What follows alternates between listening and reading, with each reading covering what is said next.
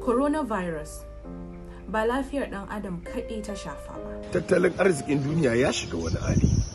Sannan ba fargaba da tashin hankali kaɗai ta sa mutane a ciki ba. Wannan annobar ta shafi har da walwalar mutane. Annoba ta jefa duniya cikin ruɗani. Kuma sannan a hankali tana ta sauya irin abubuwan da ya kamata a ce mun baiwa muhimmanci a rayuwarmu. Don haka ya kamata mu ɗauki matakan kare kanmu daga kamuwa da kuma hana yaɗa wannan cuta ta coronavirus. Yaya za mu hana yaɗuwar wannan cuta ta coronavirus? Mu wanke hannunmu akai-akai sosai da ruwa da sabulu ko kuma da sinadarin nan na tsaftace hannu wato hand sanitizer. Wannan na kashe ƙwayoyin cutar da ke kan hannuwanmu.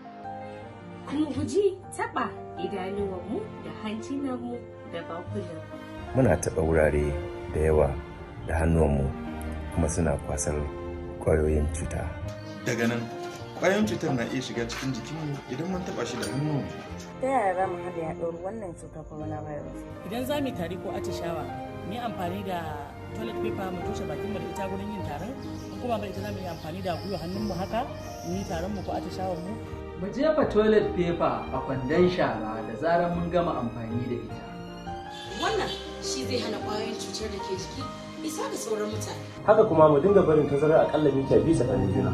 Kwatankwacin tsawon hannun mutum sau 2 kenan. Mu zauna a gida, kada mu fita, sai dai har fitan ya zame mana tilas. Mu guji mu'amala da mutanen da ke dauke da tari ko atishawa. Idan muka fita, a cewar hukumar NCDC, yana da muhimmanci mu guji musabaha. A madadin haka, ana iya risinawa ko a daga hannu kawai. Mu gudu tare, mu tsira tare. Mu gudu tare, mu tsira tare.